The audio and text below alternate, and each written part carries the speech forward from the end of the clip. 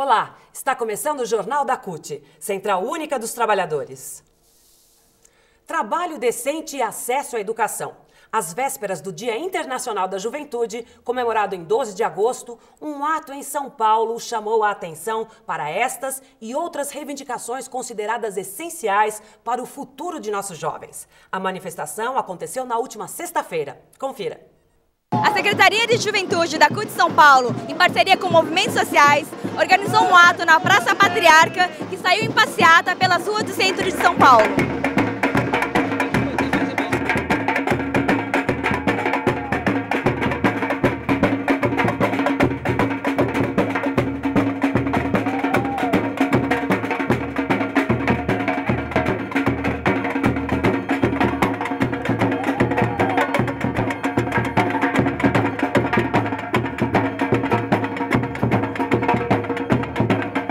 Nós vamos fazer uma passeata, então inicia-se com um ato político aqui, apresentando para a população as reivindicações da juventude. Vamos fazer uma caminhada aqui pelas ruas do centro, terminando na quadra dos bancários. A gente ainda luta por uma educação de qualidade.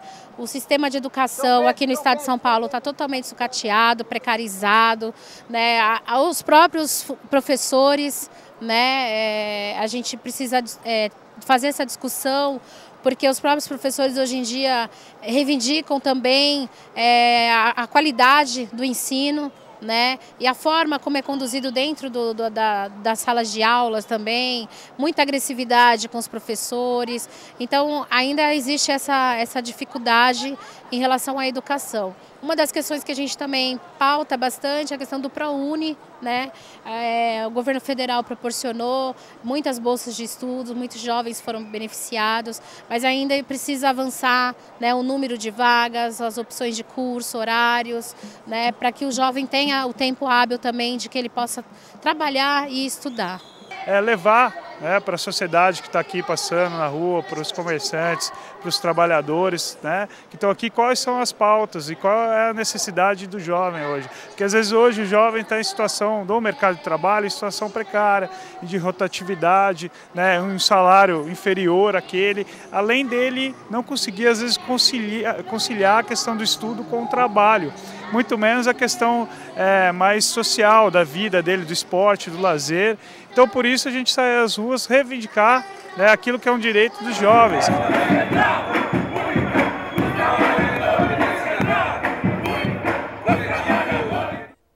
Na quinta-feira da semana passada, os servidores públicos federais deram mais uma amostra do poder de organização da categoria. Com o grito "Negocia Dilma", milhares foram às ruas para mais um dia nacional de luta. A greve ganha força e mais categorias aderem à paralisação à medida em que o governo federal endurece o diálogo. Uma grande marcha está programada para amanhã em Brasília. Essas atividades dessa semana de 13 a 17 é em função das negociações que até agora não houveram, né, das diversas categorias, e em função também da medida que, infelizmente, o governo federal tomou. Primeiro, o desconto dos dias da greve, sendo que a greve só acontece porque não há uma negociação. Temos aí um problema que é a regulamentação da Convenção 151 da OIT. A segunda coisa a greve não acabou, portanto a gente nem negociou os dias parados, já é uma medida de repressão. A segunda coisa é a questão do decreto 7.777, um decreto, a nosso ver, desastroso por parte do governo federal, por diversos motivos, mas principalmente porque ele é antidemocrático, vai na contramão do processo que a gente vem construindo de democratização das relações de trabalho. Até agora, em torno de 26 setores de servidores públicos estão em greve. O governo só apresentou proposta para 2 setores, que foram os docentes das universidades e para os técnicos administrativos das universidades, sendo que esses últimos, né, inclusive, estão nesse momento debatendo em suas assembleias de base sobre a proposta apresentada pelo governo. E para os outros setores, o governo nem apresenta proposta, só dialoga, né, com as preocupações em relação às sequelas da crise e sinalizou que no período de 13 a 17 de agosto esteja dialogando com as entidades, o que a nossa expectativa é que o governo esteja, né, apresentando proposta na mesa para dialogar com os vários conflitos e greves que nós temos hoje na administração federal. O Ministério do Planejamento marcou 2 reuniões para hoje com os representantes do funcionalismo. Os servidores públicos federais estão organizados em um acampamento na esplanada dos ministérios à espera de proposta do governo.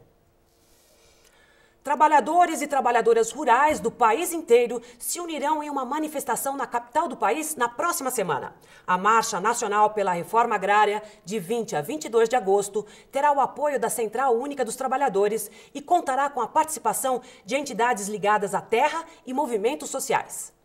Há uma expectativa fortíssima do significado também de todos os movimentos do campo se juntarem décadas e décadas depois de terem realizado o primeiro congresso de trabalhadores rurais lá na década de 60.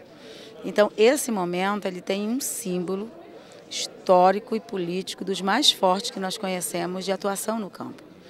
Porque também o momento nos impulsiona a ter que nos juntar. Está claro, absolutamente claro para nós, quem são os nossos inimigos no campo. É a versão do agronegócio na sua perspectiva de produção, com o uso excessivo de agrotóxico, causando um conjunto de conflitos agrários, lideranças que têm morrido em torno disso, madeireiros. Então, eles têm toda uma articulação de uma perspectiva da atuação do capitalismo no campo brasileiro. E nós atuamos permanentemente de forma isolada. Um período a CONTAG levava a sua pauta, a FETRAF a sua, o MST, a VIA, o MLT, todos os movimentos que atuam no campo sempre tiveram uma agenda com o governo federal, mas todas de forma isolada. E nós sentimos que esse é um momento forte de luta no nosso país, onde essas organizações se juntam, nós entendemos que produzirá para o futuro uma força política extraordinária para enfrentamento das questões do campo brasileiro.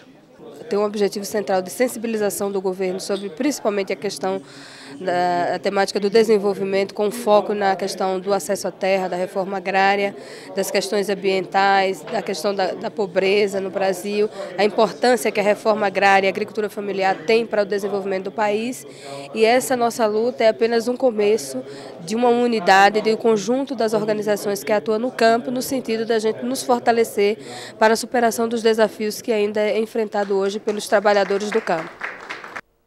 A empresa varejista Magazine Luiza foi condenada pela Justiça do Trabalho de Franca, interior de São Paulo, ao pagamento de R$1,5 milhão por dumping social, prática que reduz custos a partir da eliminação de direitos trabalhistas.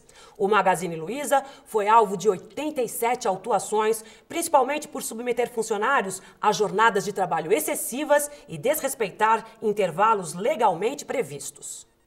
Não só a Magazine Luiza, como outras redes, grandes redes no Brasil, fazem a venda casada. Hoje vende mais serviços do que o próprio produto.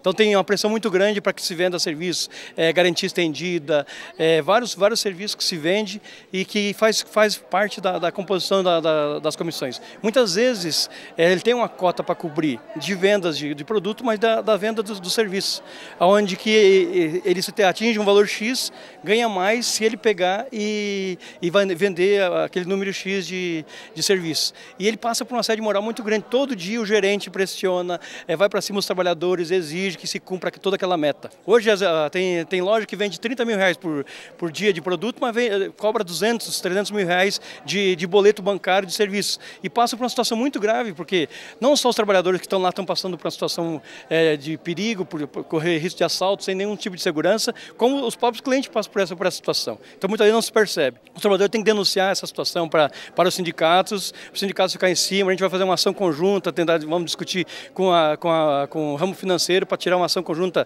do setor de comércio e serviços juntamente com o ramo financeiro para que a gente possa diminuir essa situação, que é uma situação muito grave. Terminou no último sábado a Conferência Nacional do Emprego e Trabalho Decente. O resultado do encontro tripartite, que reuniu representantes dos trabalhadores, governo e empregadores, foi positivo.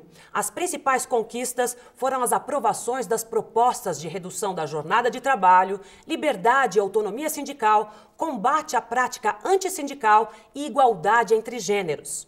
Não houve consenso sobre o interdito proibitório como medida judicial para impedir o exercício da greve. O governo quis retirar o item do acordo, porém, o público presente rejeitou a retirada. Graças ao poder de reivindicação da classe trabalhadora, a bancada patronal fugiu à conversa no último dia de plenária. A ausência foi um desrespeito a todos os envolvidos com a conferência. O próximo passo é reunir a comissão organizadora para sistematizar os pontos aprovados e construir o Plano Nacional de Trabalho Decente. Nesta quarta e quinta-feira será realizado em Brasília o Seminário de Comunicação da CNTE. Com o apoio da Secretaria Nacional de Comunicação da CUT, serão realizadas oficinas de novas tecnologias da informação e de comunicação, como blogs, redes sociais, Facebook e Twitter, além de ferramentas como YouTube, Vimeo, Picasa e Flickr. O seminário vai promover um maior debate político sobre o papel dos meios de comunicação em nossa sociedade. O projeto de lei que regulamenta a profissão de comerciário deu mais um grande passo com a aprovação na Câmara Federal. O texto foi aprovado pela Comissão de Trabalho, Administração e Serviço Público na semana passada e agora será encaminhado à Comissão de Constituição e Justiça da Câmara. A Confederação Nacional dos Trabalhadores no Comércio e Serviços, Contrax-CUT, participou da elaboração do projeto desde seu início. A regulamentação vai proteger o comerciário das jornadas abusivas, da alta rotatividade e dos baixos salários. E o Jornal da CUT fica por aqui. Até a nossa próxima edição.